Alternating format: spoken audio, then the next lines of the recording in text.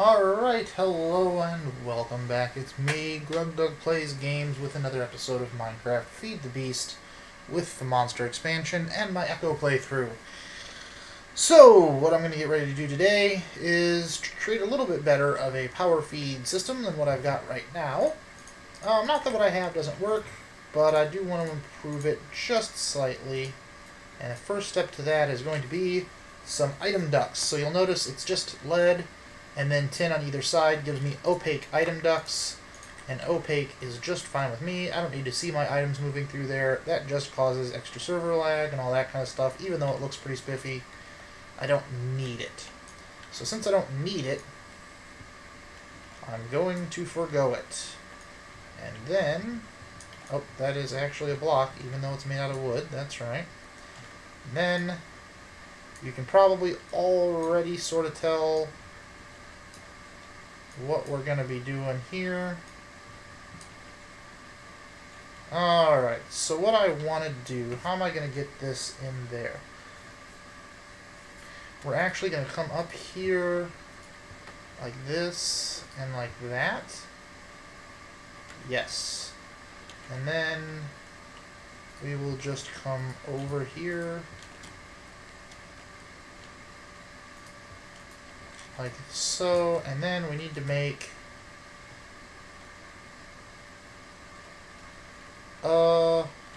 then we need to make a servo. We want one of these, iron, glass, and redstone. Glass, iron, and redstone. Excellent. Servo, there we go, and there. So item ducts are pretty cool. They're pipes, they move stuff around. When you attach a servo to them, they become super configurable.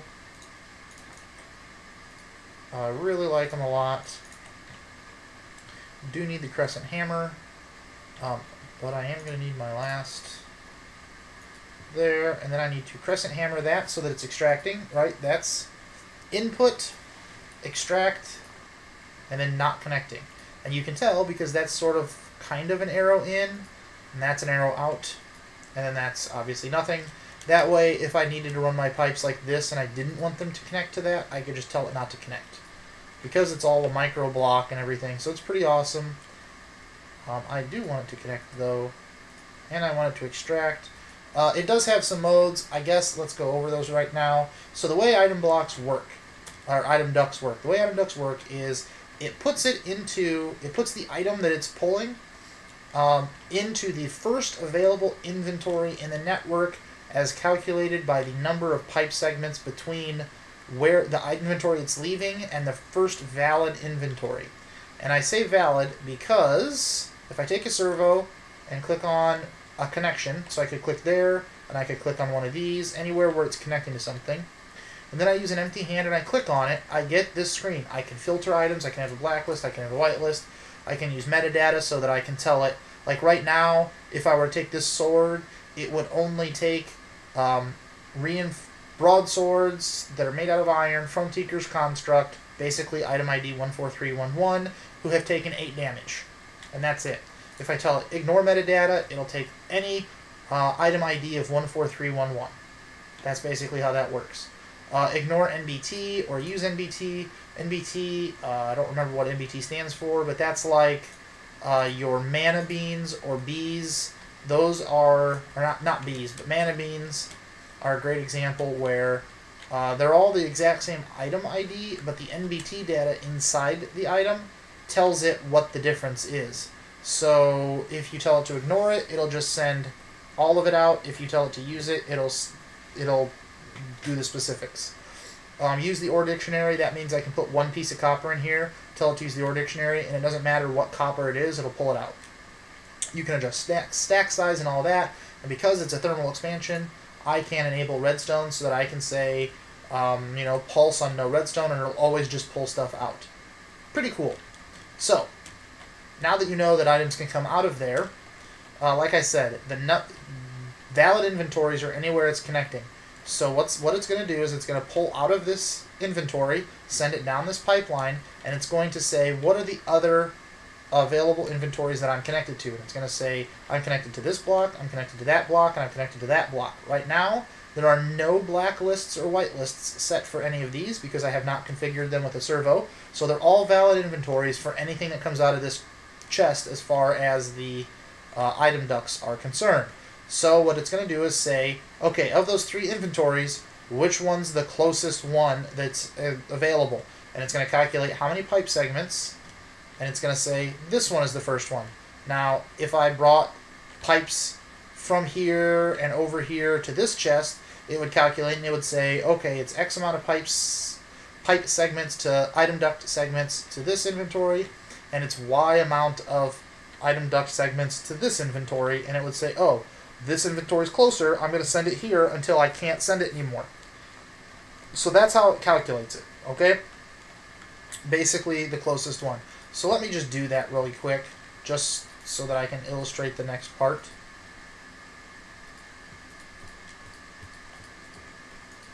So, it would calculate and it would say, oh, there's more item duct segments this way than there are this way, so this is my chosen destination.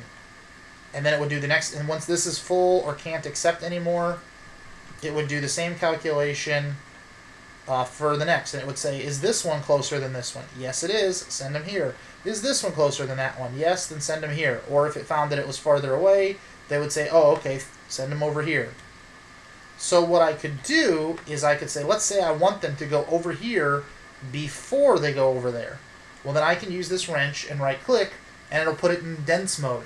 What that does is it makes this block much, in the calculations that it runs internally, it calculates this particular segment as much closer to the inventory. So instead of counting all of these segments up here like that, it's going to say, nope, this one is right down there. So now, that's actually a bad block to do. So if I did like this one, dense, it would say, okay, now that block right there, run the same calculation about which is closer, that inventory or this inventory, except when you run this whole pipe leg, take this block and pretend like it's right there and run the calculation. So it would be one block out of the chest, this block, this next block, new inventory. So now we're 3 away with that inventory instead of like, what, 10 or 12 away with this one. So now it would prefer this inventory. Of course, the opposite of that is if I use vacuum mode.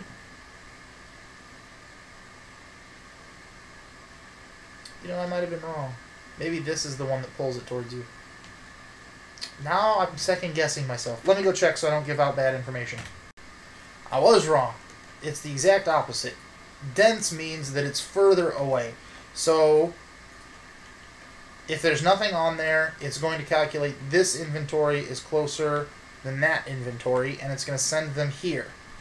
But if I wrench this to dense, it's going to take that block segment and move it several thousand, I think it's 1,000 blocks, maybe 2,000, out. So now it's going to say, oh, it's not 10 blocks from here to here, it's 1, 2, 3, 4, 1004, 1005, 1006, 1007, 8, 9, 10. So 1,010 blocks to there and like 20 blocks here, so it'll send it this way first. Alternatively, if it's nothing, I can wrench this green over here, vacuum mode, because it wants to, you know, vacuum sucks things into it. This pipe's going to suck things this way as opposed to the other way, because it's going to calculate that this is 1,000 blocks closer, or at 0, you know, because it probably does not go into negatives. I doubt that it handles like the absolute value. It doesn't matter. It just makes it closer. Okay, so dense means that section is further away. Vacuum means that section is closer and preferred. And then there's a third one. Let me, I guess I should tell you, right-clicking with the wrench is how you change the colors. Shift right-clicking with the wrench is the thing that will just instantly pick the item duct up. There is a third one. So there's dense, vacuum, and if you're clicking on a pipe segment, that is an export. So like this one's exporting from this inventory. You get a third one called round robin, which if there are multiple inventories that are available, it will alternate. So it'll send one to here, and then one to here, and then the next one to here, the next one to here, the next one to there. That would be really handy if I was producing the exact same thing out of this sawmill every single time, and then I can make sure these are evenly filled up. I'm not doing that, so I'm not going to. What's going to end up with this system is I'm going to unround robin it. As soon as the sawmill produces something, it's going to send it down this pipe. First, it's going to see, can it fit into this steam dynamo, so either the steam dynamo is empty and a new stack will go in, or the steam dynamo has a particular type of wood in it, and more of that wood is coming through and it will fill it up. If this one is full, or the wood that it's checking is a different type than the wood that's in there, it'll go to this steam dynamo, do the same thing. If it can't fit into either steam dynamo, it'll go over here into my storage crate, which I can always add to later if I need to. So that's the plan. That's theoretically how it's going to work. What we're going to do is come back in here, tell it on low, and it's already pumping stuff out, and you can see right there it's already pumping out items. Pretty soon we'll see this hit. The item ducts are a little slow. You can use energized glowstone, which is melted glowstone, to make energized item ducts and speed that up. But yeah, we're not going to do that. So there we go. Okay, so just the oak plank just landed in there. And the next set's probably going to land in here. There it is, the Sakura. Yeah, so like I said, it's a little slow, but it's not like we are producing an astronomical amount of wood planks. So once it sort of gets itself underway, it'll be good, I think. Alright, let's put that in there and that in there. Put some item ducts in there. Put my crescent hammer back. Okay, so that's that. That should keep us nice and full. These steam dynamos generally regulate their power, so as this fills up and these machines fill up, they should sort of regulate themselves and stop using most of the power. So that'll be good. Little system for now. And that only will work as long as we're putting wood in here, right? Like it won't pull wood back out of here and try and fill this. So, and that's fine. That's what I want, because I can always just, if the sawmill's out of power, I can always just throw a couple into the steam dynamo to get it going, and then throw some more wood in there. So, good stuff. All right, let me gather some more materials, and then I'll be back. So one thing I just found that I think is super awesome is that the chisel blocks are totally forged micro parts, so you can make covers out of them and cover up your stuff. That is awesome. Chisel seems to be a pretty cool mod. I like it a lot, so that's pretty cool. I just thought I would share. Alright, back in a second. Alright, we're back and we're going to make some stuff. So, part of this is the heating component, which involves 6 silicon carbide, which is a clay block, some clay, some sand, and some coal, and that gets you 3 of those. I went out and gathered a bunch of sand and a bunch of clay. I made myself some silicon carbide, so we need 2 and 2, because you need 2 of these industrial smelters for them to work. Then the other thing we're going to need, I think it goes like this. Yeah. So some 4 iron bars, 4 nether bricks, a brick construction block, and then, yeah, a brick construction block, 2 pieces of glass, heating components, nether brick on either side, and a lava bucket on top. Gets me an industrial smelter and an industrial smelter. Very cool. Let me keep those buckets. Nope. Let me put those back and get these. And then let's come down here and see if this is going to work for us. Oh, let's see. We've sort of used that part. Let's use this part. So if I want my industrial smelter to sort of be here-ish, we want it there.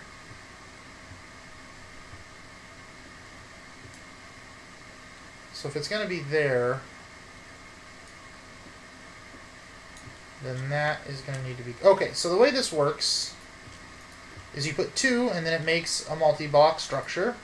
And when you come in here, you can put coal or whatever fuel here to heat it up, but it starts off at 0. So the way to get it to heat up a little faster is, of course, you surround it with lava. So a bit dangerous, but that's just sort of the way it is. So I'm going to go get some more lava, and then I will be back. Alright, so just updated to the new version of Monster, and there are just a ton of changes. Had some issues trying to get it to work. Had some ID conflicts that were kind of annoying. Right now what I'm doing is going ahead and putting iron doors down. Huh. You would think that would open and close that. Does it have to be over here?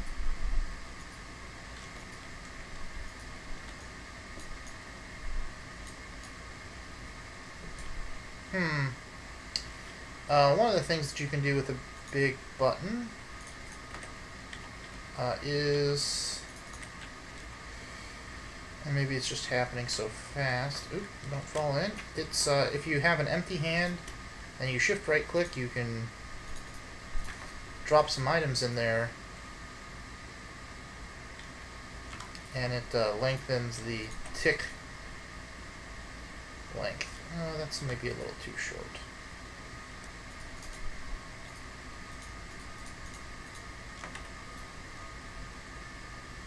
That's good. Huh, still doesn't want to work. Up there?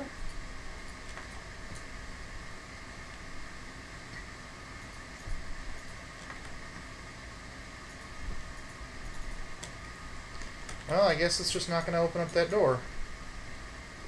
Fair enough. We'll just flip the other door back until I can get some pressure plates that mobs can't open, I guess. We'll put that all back. Alright. So, one of the things that I was doing before this all happened, this reset, is that I was working on some mariculture stuff. And the induction smelter is down there, and it would technically work, although, basically, it's a 2-block structure. There's a block down there in the lava, and then it's surrounded by a ring of lava, and then I just went ahead and put some stairs up to make it safe so that you don't walk into lava. And then you could right-click it, and you could use it. And now you can't, and the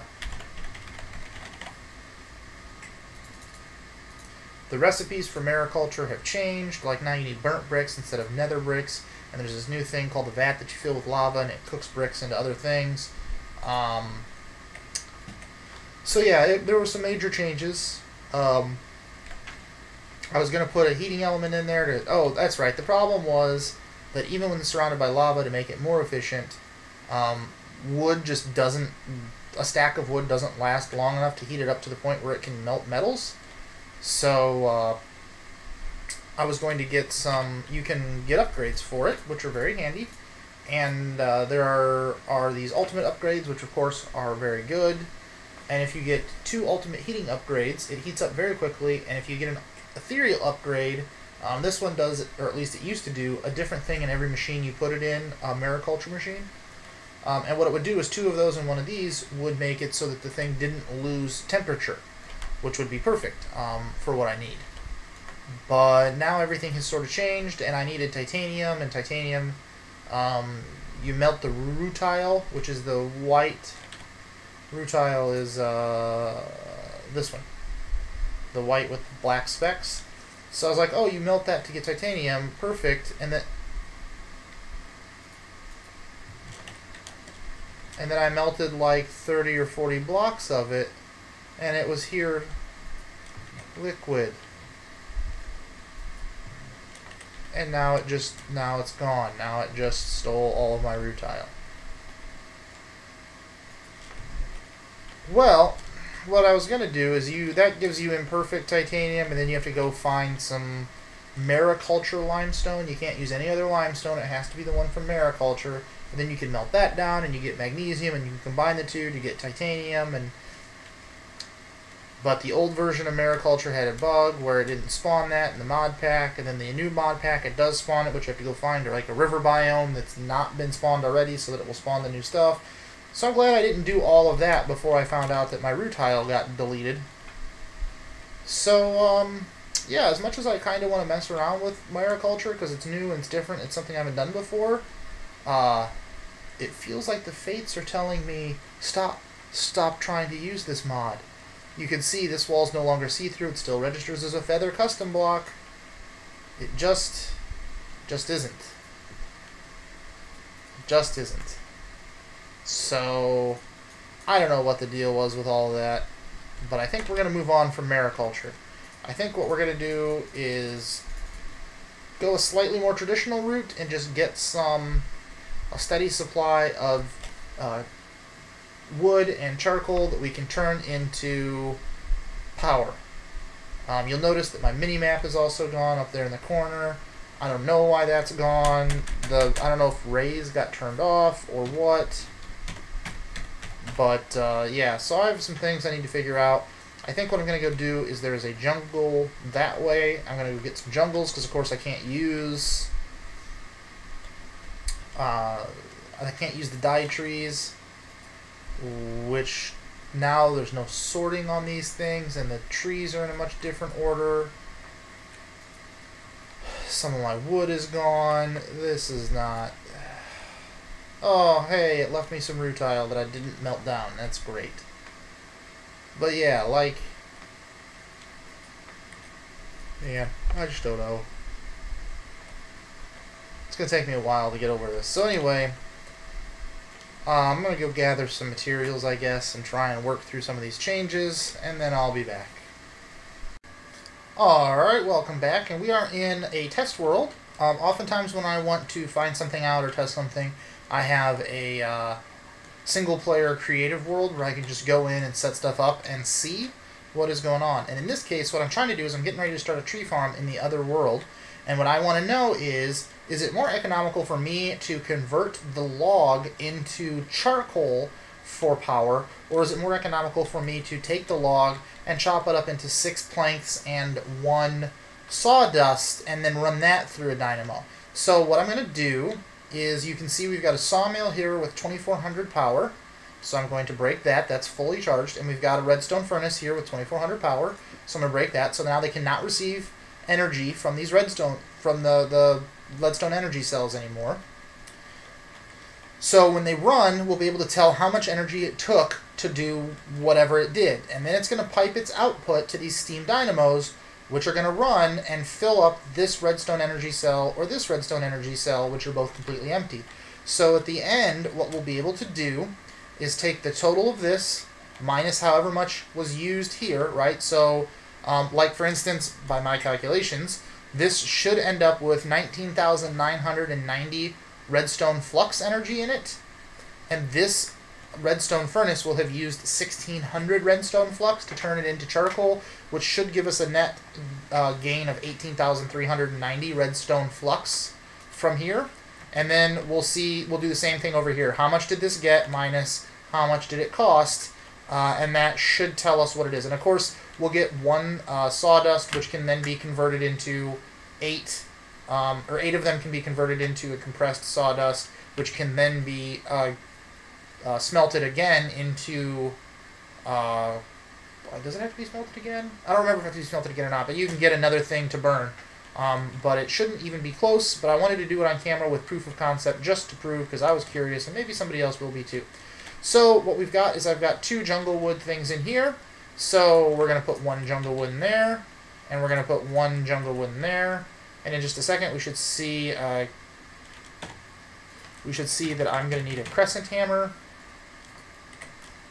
And I'm going to have to wrench these to open.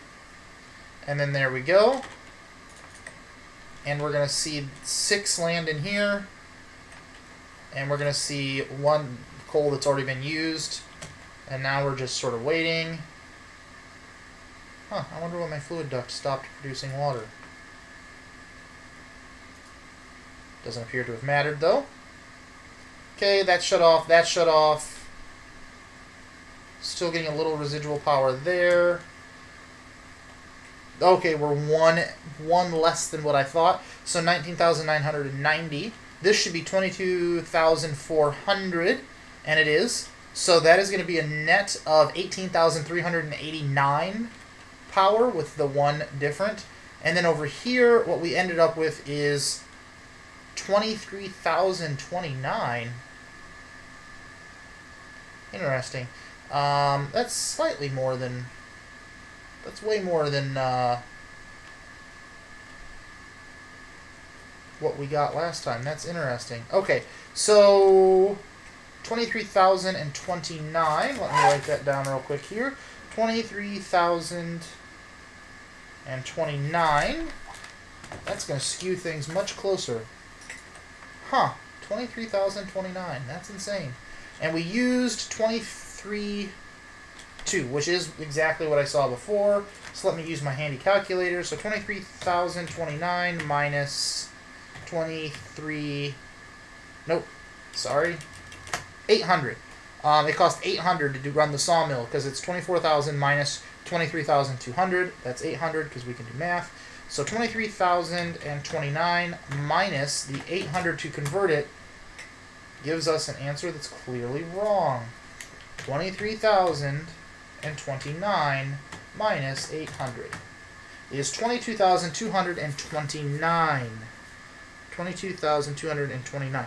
So 22,229 is quite a bit more than the charcoal. Now that's interesting to me, so I'm going to run this one more time. Because, again, the first time I ran it, it was different.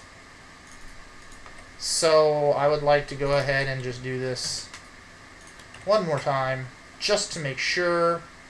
So 23,029.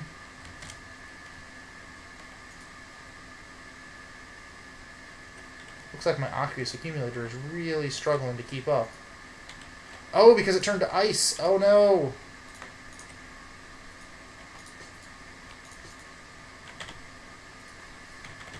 Let me throw some torches down here and prevent that.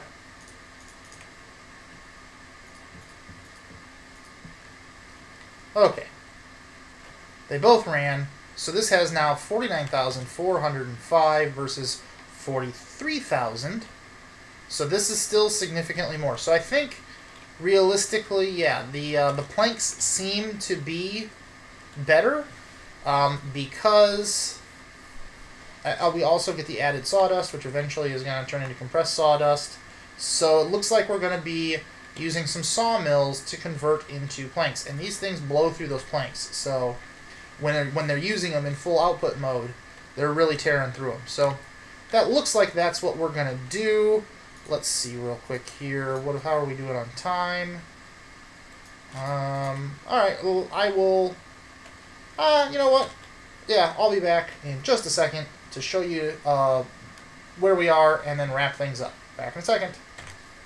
Okay, and it's been about a second for you, and it's been just a little bit more for me. So, what I did is I made myself another stone lumber axe, and then I went to... There was a jungle that way, so I went over there and chopped down a whole bunch of jungles so that I could make a whole bunch of jungles. I chopped down a whole bunch of jungles. That's what I did. I chopped down jungles.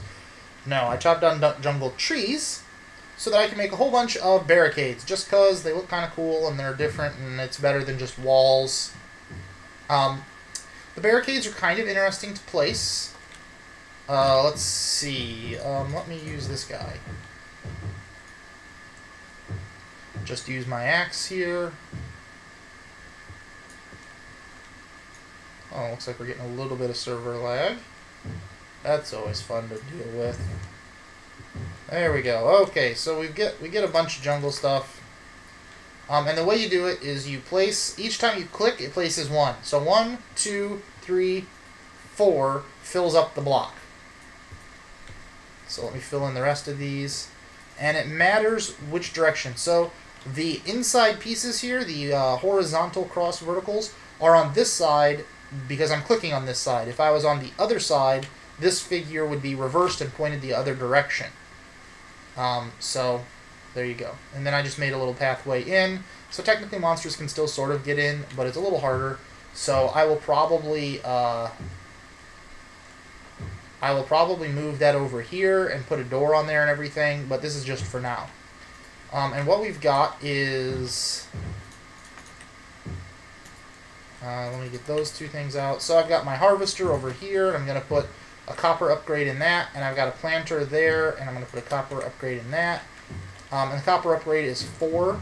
So naturally they do a 3x3. So 1, 2, 3, and then they're going to do an extra 4 on either side, right? 4 that way, 4 this way.